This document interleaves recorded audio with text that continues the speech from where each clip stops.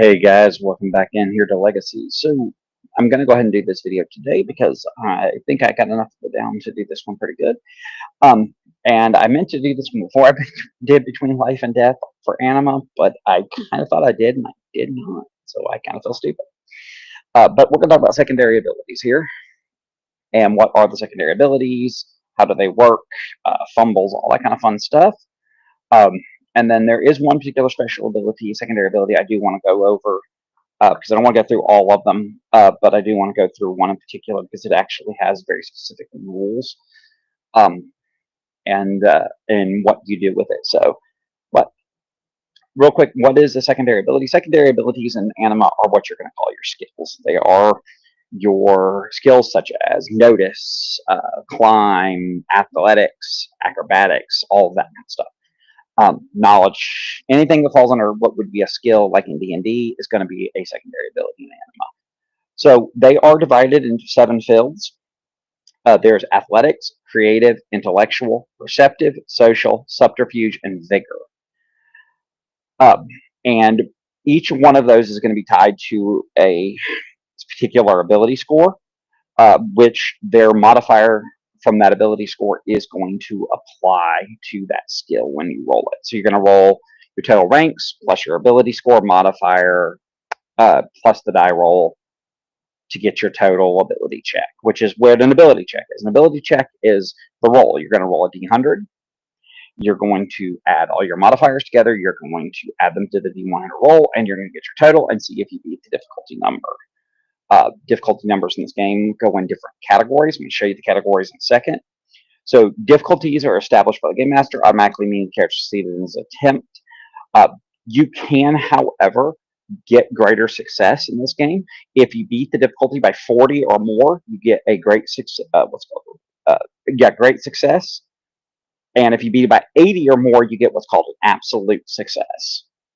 So that is how you critical in this game is 40 or greater or 80 or greater. Anything more than that, just superfluous.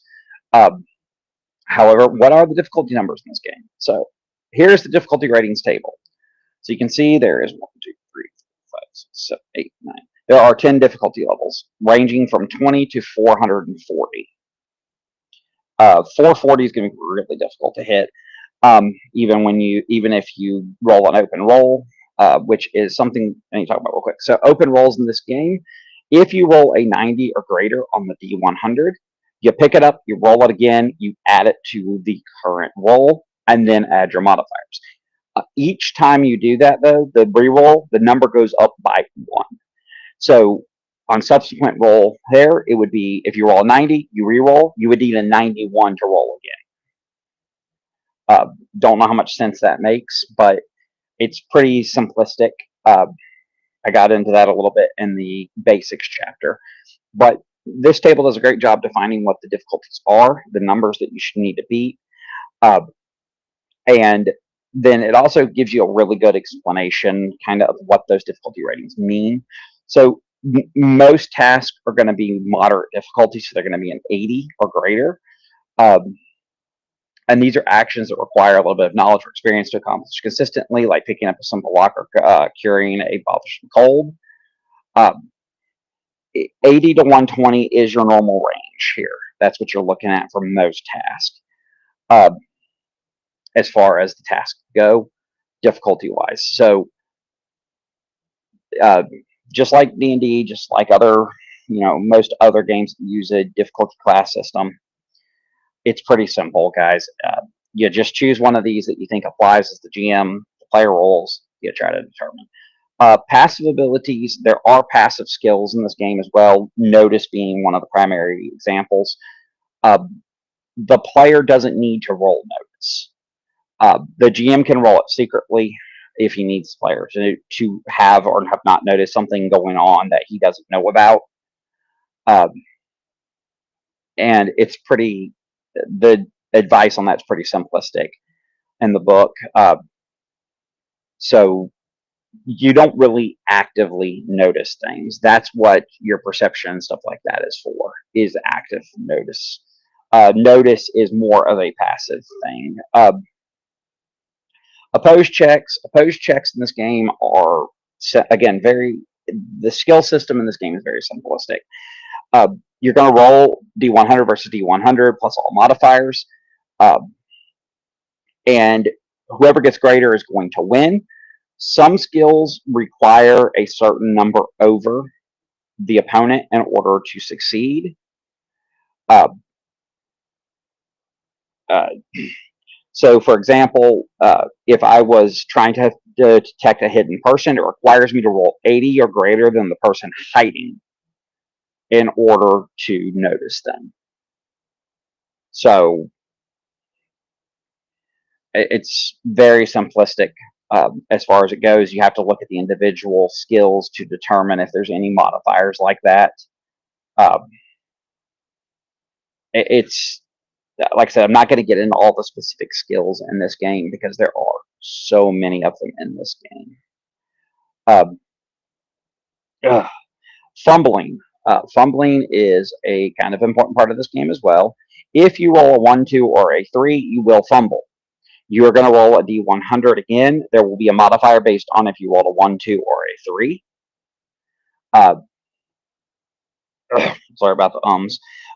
If you look at the number, once you roll that, this table here will tell you kind of a good example of what those fumbles mean. So if I roll 1 to 50 on that roll, it's just a simple failure. I don't have anything, bad happen. If I roll 51 to 100, a major negative effect. It is a negative effect. You can see the example there. You break a leg. You makes somebody's condition worse. Anything greater than 101 is an absolute utter catastrophe for you. So you do not want to roll that. That's where you can accidentally kill somebody you're trying to treat, that kind of stuff. Absolutely just terrible way to do it, to roll. So generally speaking, when you're making the fumble roll, you want to roll low, and you hope to God you get a 3 because a 3 is a minus 15 to the roll. That's kind of the gist of that. You can also specialize in certain broad knowledge and expertise. You gain a bonus for the specialty, but a negative is applied to the secondary abilities, other specializations. And you can only specialize in anything that is explicitly stated it can be specialized in. It's just how it works. And I mean, common sense. Academic knowledge, skills, you have to know them before you can use them. You cannot roll knowledge-related skills, even if you don't have ranks in them, which you normally can roll if you don't have ranks at a minus 30.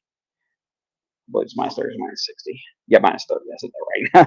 Minus 30 penalty to anything you don't have a rank in, except knowledge-related skills. Knowledge-related skills require you to know the information. Again, guys, kind of common sense as far as knowledge goes.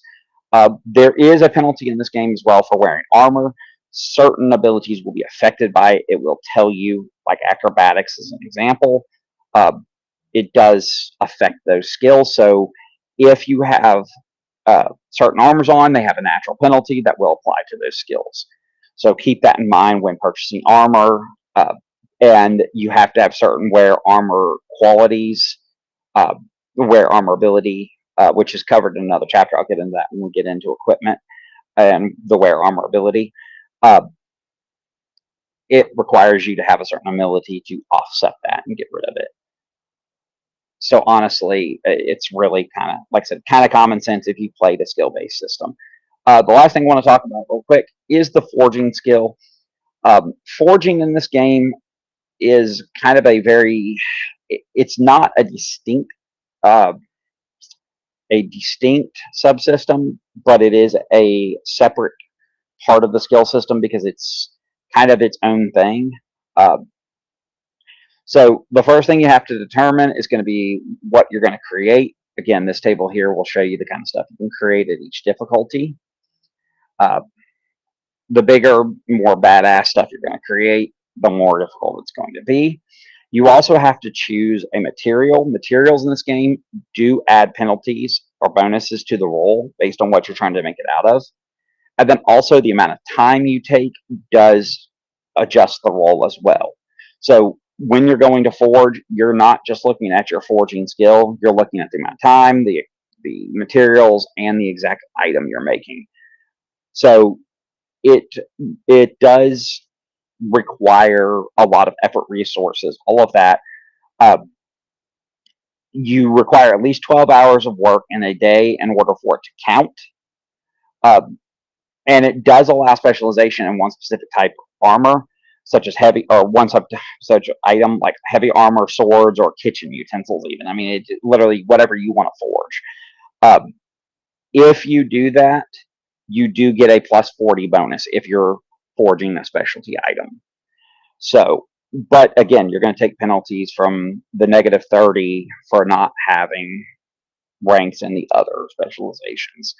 So, the example they used in this book is actually really good. I'll go ahead and read it for you guys. Basilius is a well-known blacksmith with many years' experience in forging weapons. On this occasion, he has received an order from a general to make a bastard sword. Our smith has an ability of 110 at forging, and we see the difficulty for a bastard sword is 120. He invests 1 month forging, which gives him plus 20. Uses black steel and achieves a final score of 240. So the weapon will have a plus 5 quality since it will have beaten the required quality level by 2 grades. The general will be quite satisfied.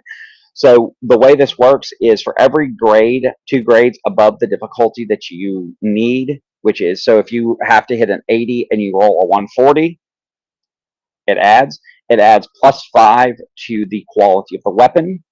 Alternatively, by each level below the difficulty, it makes it a minus 5 to the weapon. And then weapons are limited on quality based on the material used to a maximum of plus 15. So, for example, a bronze sword can have a max quality of 0, whereas Melbolgium can have a max quality of plus 15. And it's, like I said, it's all in the book. This is a really simple skill system. I feel stupid for having skipped over it. But if you get a chance to look at it fully, read the skill descriptions. The skills are broad enough to be widely applicable, but narrow enough to be usable. It's not quite like Rollmaster in that literally they like you have like penmanship skill, which is a little too much for most people. But at the same time, is it does have quite a few skills spread out over the 7 categories. So keep that in mind. All that being said, guys, welcome to thoughts, questions, comments, concerns. Anything you guys want to know that I can answer, I'll try to answer. As always, follow the 3 rules: no ad hominems, no picking fights, no college dissertations. Other than that, guys, we do hope you have fun, and we do hope to see you guys around the game table at some point.